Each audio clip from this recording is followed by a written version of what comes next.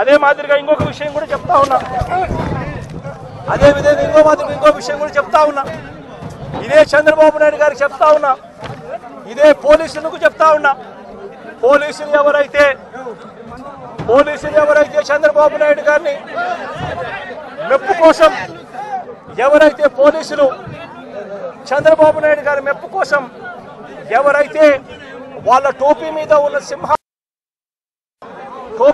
ఉన్న సింహాలకు సెల్యూట్ చేయకుండా చంద్రబాబు నాయుడు గారికి వాచ్మెన్ల కింద పనిచేస్తా ఉన్న ఆ ప్రతి పోలీస్ అధికారికి చెప్తా ఉన్నా, ఎల్లకాలం చంద్రబాబు నాయుడు గారి పరిపాలన సాగదు. చంద్రబాబు నాయుడు గారి పరిపాలన త్వరలోనే వస్తుంది. ప్రతి పోలీస్ అధికారికి కూడా చెప్తా ఉన్నా, మీ బట్టలు తీస్తామని చెప్పి ప్రతి పోలీస్ అధికారికి చెప్తా ఉన్నా. మీ యూనిఫామ్ తీస్తాం, చట్టం మిమ్మల్ని నిలబెడతాం, దోషులుగా మిమ్మల్ని నిలబెట్టి మీ యూనిఫామ్ తీయించి మీకు ఉద్యోగాలు లేకుండా చేస్తామని కూడా ఈ సందర్భంగా ఇప్పటికైనా చెప్తా ఉన్నా. ప్రతి పోలీస్ అధికారిలో కూడా మార్పు తెచ్చుకోండి. ఎల్లకాలం ఇదే పరిపాలన సాగదు. మీరు చేసిన ప్రతి పనికి కూడా వడ్డీతో సహా లెక్కేసి మిమ్మల్ని దోషులుగా నిలబెట్టి మీతో కక్కిచ్చే కార్యక్రమం ఖచ్చితంగా చేస్తామని చెప్పి కూడా ఈ సందర్భంగా ప్రతి పోలీస్ అధికారికి కూడా చెప్తా ఉన్నాం. నమస్కారం.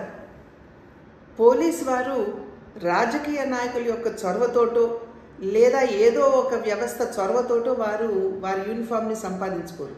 కష్టతరమైనటువంటి పరీక్షల్లో వారు ఉత్తీర్ణులై వారు ఆ అర్హతని సాధిస్తూ ఉంటారు.